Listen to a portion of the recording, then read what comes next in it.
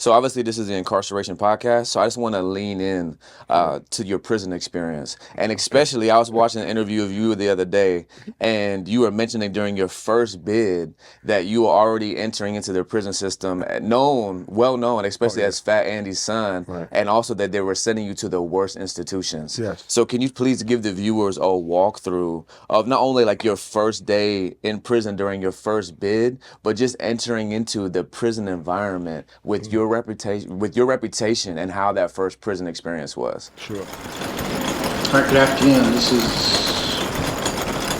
State of Florida versus Stephen Testo with multiple cases before the court. Yo, what's poppin', man? It's your boy E.I. the King, and this is the Incarceration Podcast, where I talk about prison, pre, post, and present, and how everything that I experienced throughout my incarceration has forever changed my life. This is the Incarceration. So Forever Convict family, once again, we are on the journey to 50,000 subscribers. If you haven't subscribed, please go ahead and do so now. I have to start off with a little story about my going away party. Yes, sir. Okay, so I went to trial. I got convicted. Back then they used to give you zip bids in New York, so I got a zip 5. A week before I went away, my father had a going away party for me in the Ravenite Social Club with so I go in there and the underboss of the Gambino family's in there, and they had this big party. And it was like actually I was going off to college. I mean, it was like a festive, catered party. You would never think it was a going away party for someone that was going to prison. That's how festive it was. And all these old men were schooling me, don't worry about this, don't worry about that. And then I surrendered. Back then, the prisons were very racial. The COs were very racial. Most of them were white. And they catered to mob guys. I mean, so I turned myself into the Nassau County prison. I stood there for 2 weeks, and then I was shipped upstate. So I had to go to reception. So reception back then was in Dannemora, Clinton. Correctional was a penitentiary. On the way up there, Joe Gallo, who was the consigliere of the Gambino family, and a couple of other people, this guy Brooksy, who was with Paulie Vario from Goodfellows, they were already there. So they already knew I was on my way up because they used to get the paperwork, because back then all the mob guys had the best jobs. We worked in the state shops, we worked in emissions, so we knew we had the best jobs. So they were waiting for me. So when I got up there, everything was already waiting for me. You know, they pulled me here, they pulled me there. So yeah, and I had a reputation. I was Fat Andy's son. So I went to Dannemora, Clinton, and people were waiting for me. From there, I went to Elmira, and there was this guy Benny Ventimiglia. He was from my neighborhood. He was doing 25 to life. He knew I was coming there. They were waiting for me. And like I said, we had the money, we had the power in the streets, so the COs catered to us. A lot of them were on the take. We were giving them money. We had the CO in the package room, so our visits would bring us Chinese food, and and we were getting, we had once someone bring us a bag of live crabs. And the bag ripped, and the crabs were running all over the visiting room, and the kids were running around chasing the crabs. I mean, that's how crazy jail was for us back then. And I never had any problems. I had one beef that bid. I did 2.5 years. Like I said, I had everything I wanted. I had drugs. I was getting, I had a CO bringing me, was meeting my brother. He was getting marijuana. They were bringing me marijuana. Because what happened was, when I was in Elmira, my father made a connection with the correctional department, and there was a prison in Staten Island called Arthur Kill Correctional Facility. It was a medium, and they wouldn't send me there because I was I was issued CMC papers.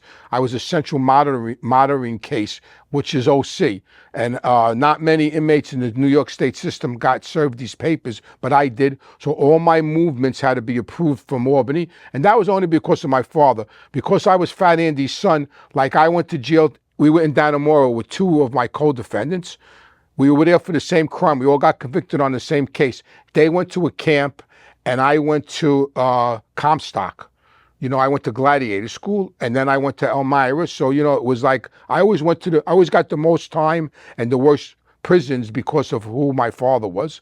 But he made a connection to get me to Art to Kill, and I went to Art to Kill. And the first day I was in Art to Kill, the watch commander, who was the captain of the prison, sends for me to his office, and I sit in his office, and he tells me, "I know you got here through a connection." I said, "I don't know what you're talking about." He goes, "You're not supposed to be here." He said, "And you see that yellow line that goes down the hall? If you walk on either side of that line, I'm shipping you out of here." I said, "All right," but I just put in for a transfer. But that jail was wide open, because all the COs came from the city. It was on Staten Island, and Tommy Bellotti, who was the fella that drove Paul Castellano around, who was murdered with Paul Castellano, he had a restaurant bar up the road from this prison, and all the COs would go there. So he was sending me crazy, mad food and whatever I wanted. So yeah, my reputation preceded me in prison. In 90, I got out in 80, the end of 80. I didn't get incarcerated again until I got rearrested again in 89 by the Queens Organized Crime Task Force. I went to prison again back in 91. I got a 1 1/3 to 4. And the same thing, I went to Marcy, guys were waiting for me. I already had a reputation in the system, because I did a good bid, people wanted to hang with me. I did 16 months. That was a little rough, even though I had it really good in there. Because for some, now at this point I had an 8-year-old son, how could I say it? It was emotionally different for me. This bid, like my first bid in the 70s, didn't even faze me. This bid sort of fazed me, I guess you could say. My son, when are you coming home? When are you coming home? But I did a good bid. I had everything I wanted, visits, packages, everything I wanted. And like I said, my reputation preceded me again. And then then I got rearrested. I got out in 92. I got rearrested again in 95. I took a plea. I went to jail in 96. And it's funny because I went to jail in 96, and the same thing, people were waiting for me when I got to where I got, and they were waiting for me with shower slippers and food and everything. But I got indicted in Miami, in Broward County, by the feds, and the marshals took me down, and I stood in the MDC in Miami for a year. In that building, that was sort of different. We were locked in on one floor. But I went back to New York State with a federal detainer on me, and being that I had a federal detainer on me, they sent me to Attica, which was a very violent prison. But there was still, so when I got to Attica, Teddy Persico was there. He was the nephew of the boss of the Colombo family, so he knew I was coming. This other guy, Sally Dogs, he was a captain in the Genovese family. He knew I was coming. And there was a couple of other guys I knew, Italian guys, so they knew I was coming. And they had the maintenance shop locked up, which was a really great job because you could shower every day and everything. So they pulled me right into the maintenance shop, and they pulled me onto their tier in C Block 33 company. Excuse me. So once again, because of my reputation and because of my father, I was taken care of immediately. And I did a year there. And I had to see the parole board, even though I had this federal detainer on me, and I had a 10-year bid with the Fed. So now I had to go in front of the parole board after the 3 years were up, because I had a 3 to 6. And I knew they were going to parole me to the detainer, because they weren't going to CR me, because they're not going to pay for me, the state. They knew I had to go do Fed time.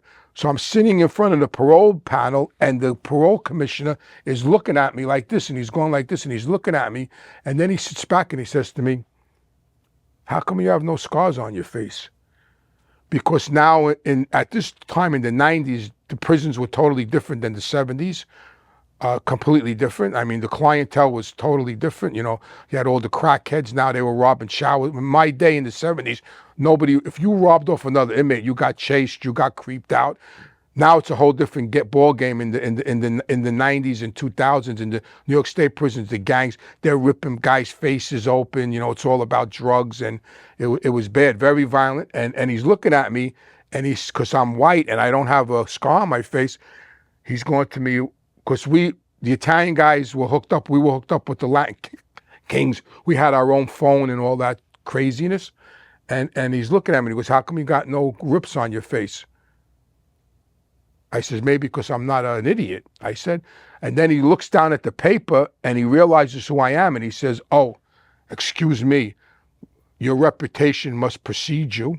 You know, like he made like a comment because I had no scars on my face. And then he paroled me. And then I went to the feds. When I went to the feds, it was completely different than New York State.